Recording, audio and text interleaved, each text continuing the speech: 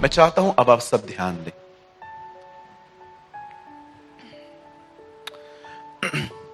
जिंदगी कितनी बदल सकती है,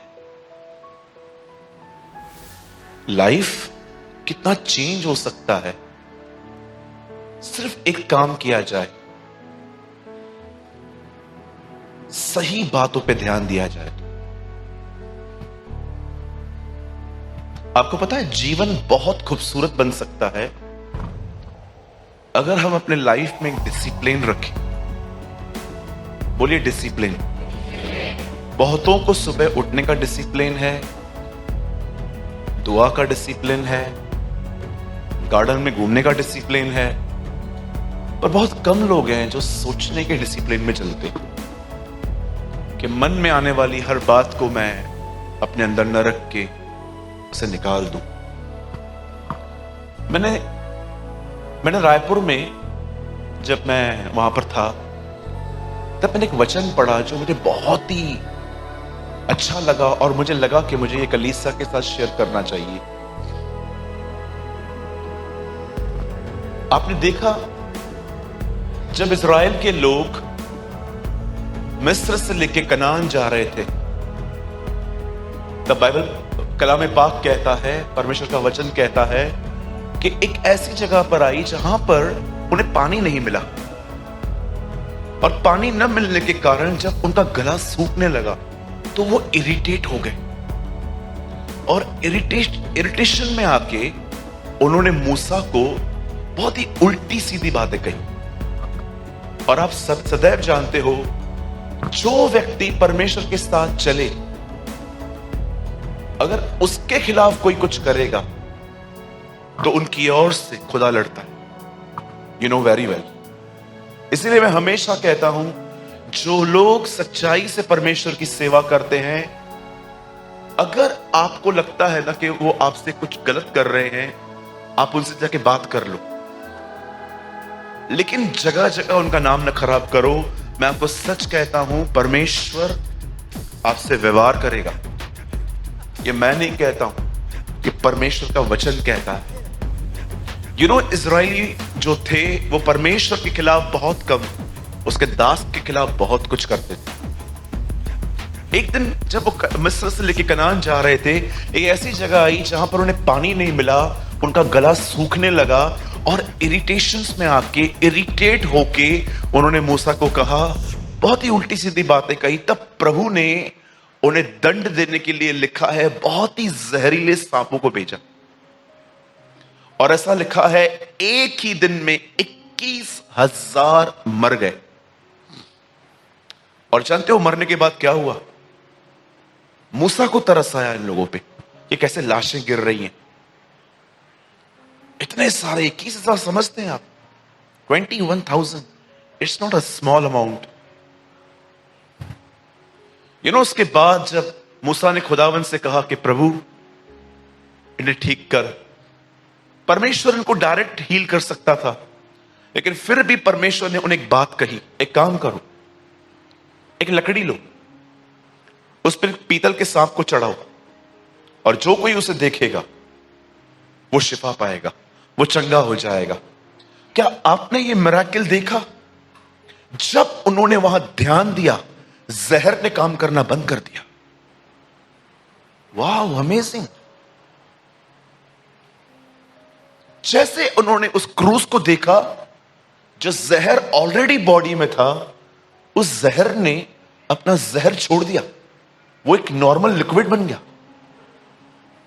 मैं जब ये पढ़ रहा था मैं प्रभु से कह रहा था, प्रभु ये सारे इंसिडेंट्स, जैसे कि जॉन अपने गॉस्पेल में कहता है, बहुत सारी बातें हम लिखना चाहते थे पर खुदा ने हमें अलाउ नहीं किया।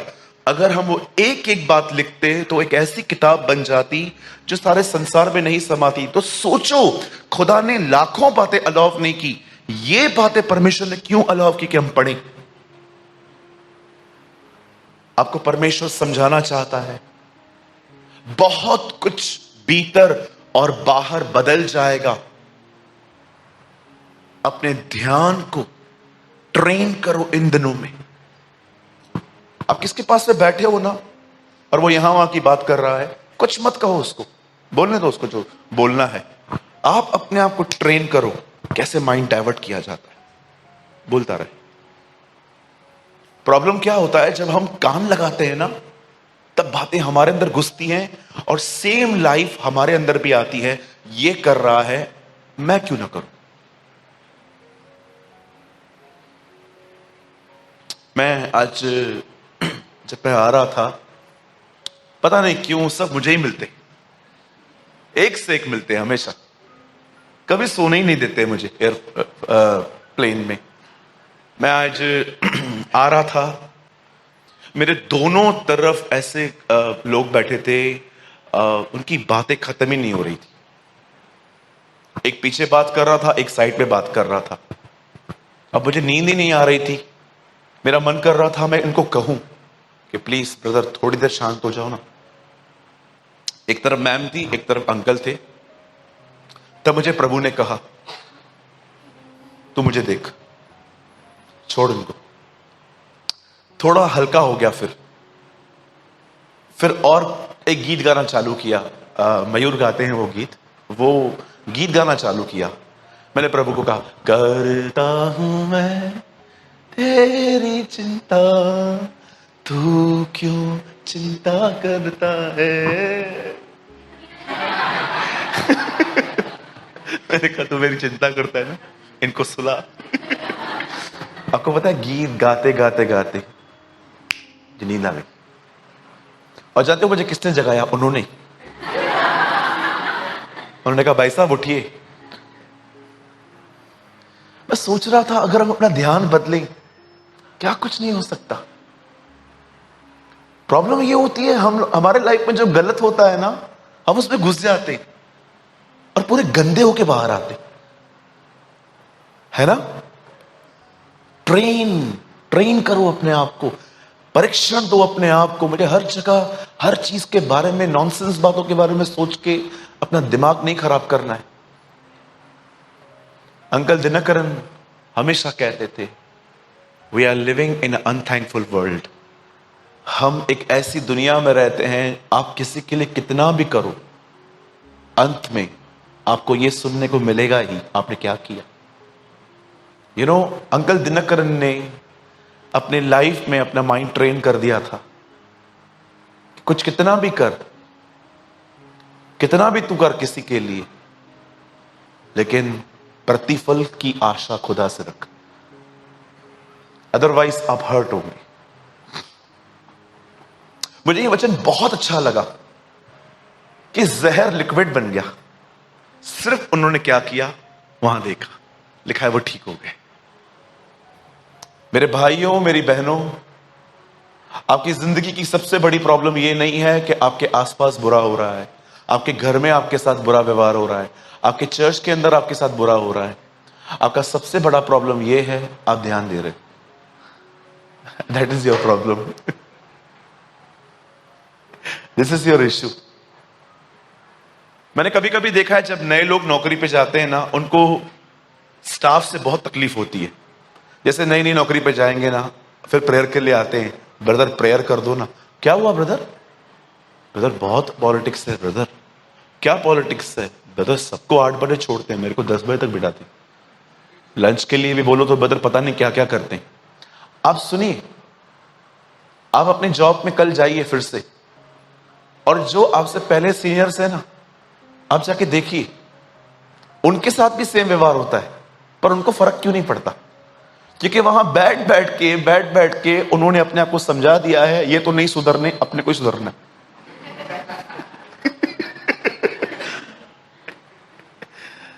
मैं जहां पर नौकरी करता था ना, मुलुंड में, मेरे बॉस बहुत ही प्यारे थे, गाली के सिवा बात ही नहीं करते थे। बहुत प्यारे थे। उनको परमेश्वर ने इस्तेमाल किया हमें क्रूज पे चढ़ाने के लिए, या उनकी ये सेवा थी। वो सुबह सुबह आते थे, जो वाइफ गालियां देती थी, वो सेम गालियां वो हमें देते थे जाके। तो हम समझ गए थे कि एक्चुअली ये, और बूढ़े भी थे, आपको पता है। तो एक दिन उन्होंने मुझे बहुत गालियां दी, मैं बहुत रोया। घर से निकले थे हम, बच्चे थे, काम करते थे, तो बहुत रोया मैं वॉशरूम में जाके। मैंने कहा प्रभु, मैं उन दिनों में यीशु को नहीं मानता था, तो मैंने ऐसे ही बातों बातों में कह दिया, हे भगवान अगर तू है तो उसके टुकड़े टुकड़े कर। मैंने ऐसे बोल दिया, मैं इतना इरिटेट हो गया। मैंने उन दिनों में फोन नहीं होता था, BSNL की लाइंस होती थी। मैंने घर कॉल किया, मैंने कहा मुझे नौकरी नहीं करनी है ये। लेकिन अगले दिन भी मैं आया, गाली पड़ी। तीसरे दिन भी आया, गाली पड़ी। एक दिन तो बॉटल मेरे हाथ से टूट गई, बहुत गाली पड़ी। पर मैं देखता था मेरे अंकल का व्यवहार सबसे एक जैसा था। एक और अंकल थे, उनकी एज के थे, वो उनको भी गालियां देते थे। एक दिन मैंने उनको बोला, अंकल आप कुछ बोलते नहीं हो। वो मुझे हंस रहे थे देख के। बोलता है तू भी हो जाएगा ऐसे ही, कुछ दिन रुक जा। आज मुझे मालूम पड़ता है actually they are mature people. वो जान गए कि हर एक को काउंसलिंग नहीं दी जाती है कि प्लीज मुझसे ऐसा मत करो। कहां कहां पर खुद को समझाना पड़ता है। जान, यू विल बी हैप्पी। आप खुश रहोगे, आप आनंदित रहोगे। बोलो प्रभु यीशु मसीह की। कुछ समझ पा रहे हैं आप लोग? हाँ ब्रदर, 2-3 चेहरे दिख रहे हैं। अभी और दिखाता हूं। इसीलिए बाइबल साफ कहती है, आओ हम अपने उस विश्वास के कर्ता और सिद्ध करने वाले यीशु की ओर ताकते रहें। कितने लोग हैं जो इस वचन को लेके दुआ करते हैं, खुदा मुझे ताकना नहीं, ताकते रहना सिखा, क्योंकि ताकता तो मैं रोज हूं, पर ताकते रहना मुझे नहीं आता। आनंदित तो मैं रहता हूं प्रभु, सदा आनंदित रहना नहीं आता मुझे। मैं दुआएं करता हूं, ये प्रेम तो मैं करता हूं प्रभु, पर मैंने पहला सा प्रेम छोड़ दिया। ट्रस्ट मी, मैंने रिसेंटली खुदा से ये दुआएं की। प्रभु आपने कहा आनंदित रहो, मैं तुमसे फिर कहता हूं आनंदित रहो। मैं आनंदित रहता हूं प्रभु, सदा आनंदित रहना मुझे नहीं आता। तू कहता है ताकते रहो, मुझे ताकना आता है, ताकते रहना नहीं आता है प्रभु। तूने कहा धन्यवादी बनो, मुझे धन्यवाद करने आता है, धन्यवादी बनने नहीं आता है प्रभु। जो स्टैंडर्ड तूने रखा है प्रभु, मैं वहां तक नहीं पहुंच पाता। क्या आप ये दुआएं करते हैं खुदा से? प्रभु ताकते रहना मुझे आता है, सुबह आधा घंटा, दोपहर में आधा घंटा, शाम को आधा घंटा, पर ये ताकते रहना क्या है प्रभु, ये तो सिखा। आनंद करने मुझे आता है। आप देखो, मैं प्रभु आपके भवन में डांस करता हूं, नहीं आती है फिर भी करता हूं। लेकिन ये आनंदित रहना, उपवासी रहना, धन्यवादी रहना, ये कंटिन्यूटी मुझे नहीं आती है खुदावन। मैं ओकेशनली वाला व्यक्ति हूं प्रभु। मैं प्रभु भोज के समय बिलीव करता हूं आप मेरे लिए मरे, लेकिन ये विवेक मुझ में सदा कायम नहीं रहता कि मैं हर समय इन बातों में सोचूं कि क्या मेरे लिए कीमत चुकाई गई है। That's a standard. ये एक स्टैंडर्ड है। जब आप बाइबल को पवित्र आत्मा से परिपूर्ण होकर पढ़ेंगे ना, आपको हर अध्याय में, हर समय अपने जीवन के लिए कुछ नया मिलता रहेगा। बोलो यीशु की जय।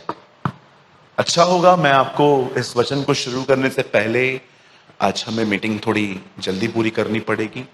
आप जानते हैं मुंबई में एक हमारे माननीय CM का प्रोग्राम चल रहा है, बहुत ट्रैफिक है, और हम चाहते हैं आप भी थोड़ा जल्दी रवाना हो, हम भी हो जाएं, ताकि हम घर पे जल्दी से पहुंच पाएं और सुबह की बंदगी के लिए तैयार हो सके।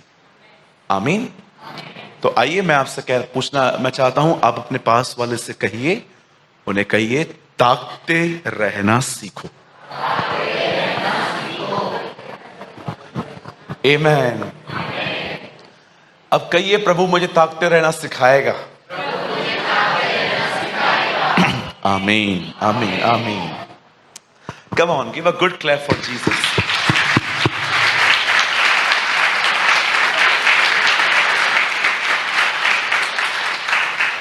मेरे पिता की महिमा इससे होती है कि तुम फल लाओ और वो फल बना रहे, वो हमेशा रहे। अपने फल 2 महीने ही रहते, 10 महीने काटे, है ना, होता है ना। मैं भी ऐसा हूं आपकी तरह, डोंट वरी। मैं आप नहीं बोल रहा हूं, मैं हम वर्ड यूज कर रहा हूं।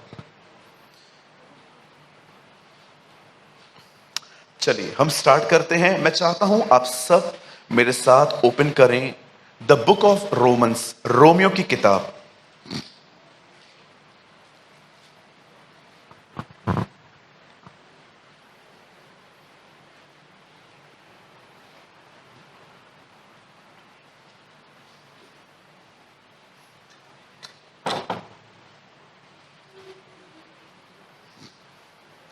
रोमियो की किताब और उसका 12 अध्याय, चैप्टर 12।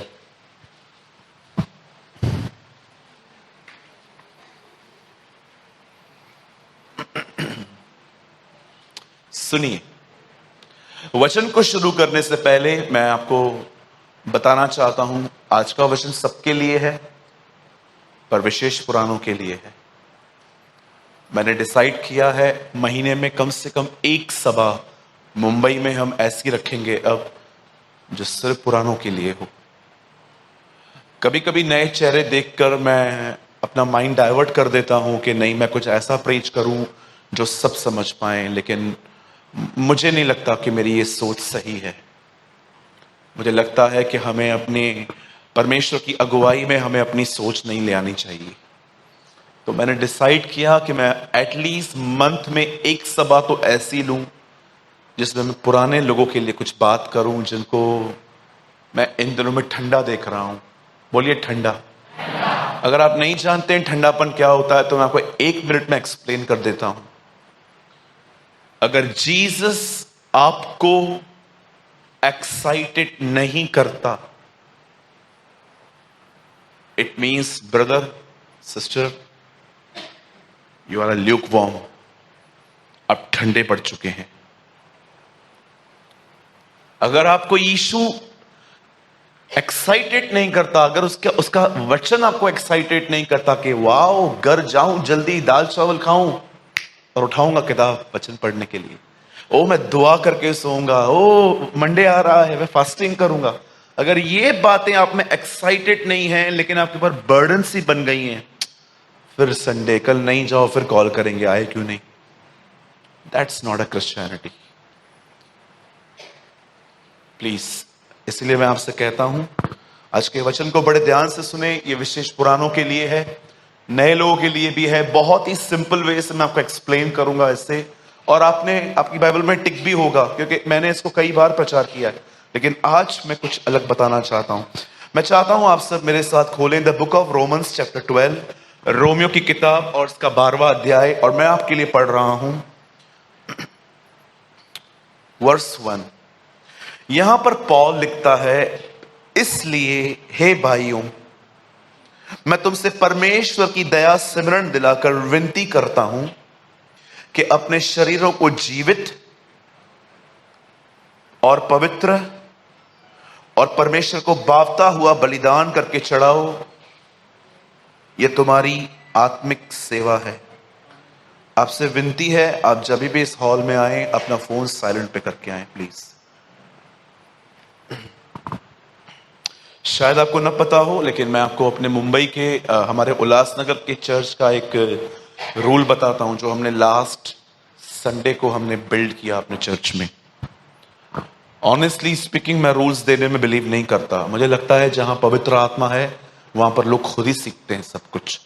मुझे रूल्स देना बिल्कुल पसंद नहीं है कि नहीं ऐसा वैसा वैसा, लेकिन एक नियम बनाया मैंने उस दिन। अगर आप उल्लासनगर चर्च में आते हैं हमारे, तो हमने वहां पर प्रोजेक्टर लगाया है पीछे, आप देखते रहेंगे। पहले की सभाओं में एक राइट साइड एक प्रोजेक्टर होता था, सॉरी लेफ्ट साइड। उस प्रोजेक्टर पे हम वर्ड शो करते थे कि आज हम इस वचन पे बातचीत कर रहे हैं।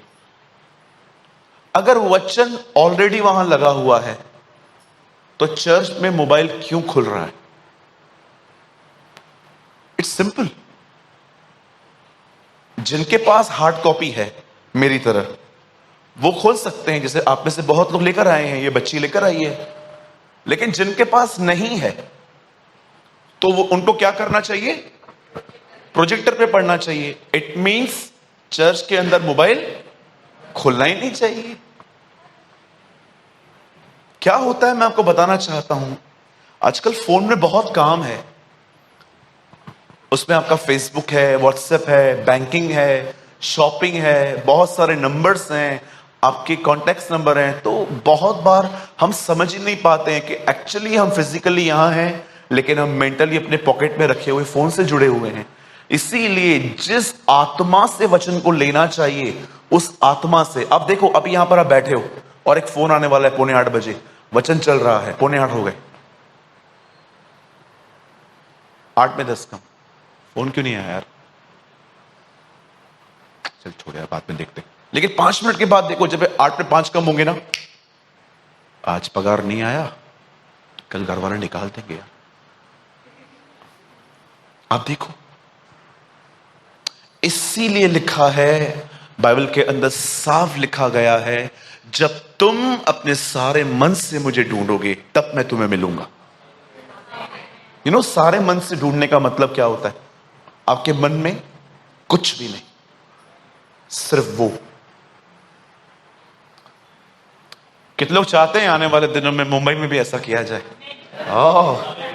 उसके लिए प्रोजेक्टर लेके आना पड़ेगा इधर। चलो ठीक है, पंकज समझे। चलिए, मैं चाहता हूं हम 3 गिनेंगे और अपनी अपनी बाइबल में ये वचन जोर से पढ़ेंगे। 1 2 3।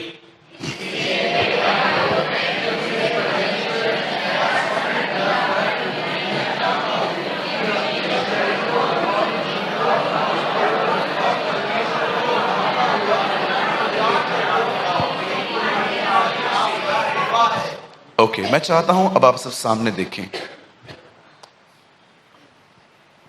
सब यही है? सब यही है? बाजू वाले को बोलिए, भाई सामने खड़े। Thank you. ओके, बहुत डर लगता है मुझे कि कोई ख्यालों में न हो जाए। Okay okay. परमेश्वर का वचन कहता है, आज से बहुत साल पहले जब परमेश्वर का मंदिर बना, क्या आप इस बात को जानते हैं? उस मंदिर को बनाने का सारा मटेरियल दाऊद ने जमा किया, लेकिन उसे बनाया दाऊद ने, ये सुलेमान ने। और आप जानते हैं, सुलेमान ने जब उस मंदिर को बनाया तो सबसे पहले उस मंदिर में लाखों बलिदान हुए। आप सभी जानते होंगे, बिल्कुल उस मंदिर के पास में किद्रोन का नाला होता है। आप मैप पढ़ के देखो, किद्रोन का नाला वहीं पर है, वहीं से सारे पशुओं का खून बहता था। क्या आपने नोटिस किया? प्रभु यीशु मसीह ने मरने से 1 रात पहले दुआ बिल्कुल किद्रोन के नाले के पास की थी। वो दिखाना चाहता था, आई एम द सैक्रिफाइस। ये मुझे पता नहीं था, ये हमारे मेंटरशिप की बच्ची ने हमें बताया उस दिन। द बाइबल सेज, जब परमेश्वर का मंदिर बना, आपको पता है जो मंदिर बना उसे बनने में कितना टाइम लगा? गलत है। The Bible says, yes uncle you are right. आप जानते हो, जब सुलेमान ने परमेश्वर का भवन बनाना चालू किया तो उसमें 7 साल लग गए। 7 ईयर कंस्ट्रक्शन चला, और उन्हीं दिनों में सुलेमान अपना घर भी बना रहा था, उसे बनाने में 13 साल लग गए। ऐसा क्यों? 7 और 13 ऐसा क्यों? ये बात दर्शाई गई है। सुलेमान ने हैकल से अच्छा अपना घर बनाया था है ना? एक बात पूछूं मैं आपसे, क्या आप ये कह सकते हो आपके घर से खूबसूरत खुदा का घर आप जो हैं वो हैं? आजकल के बहुतों के घर है ना, बहुत अच्छे बने हुए हैं। हर रूम में एसी है आजकल लोगों के, छोटी वाली, बड़ी वाली, विंडो एसी, 1.5 टन की एसी, 2 टन की एसी, मार्बल लगा हुआ है। आज तो बाप रे, उस दिन पंकज और मैं एक फ्लैट देखने गए थे, हम एक दूसरे को बोल रहे थे यहीं रह लें। इतना अच्छा उन्होंने बनाया था, लाखों रुपए इंटीरियर पे खर्च किए थे। मैं कभी कभी वहां पर गया ना, मैं सोच रहा था प्रभु कितना खूबसूरत घर है ये।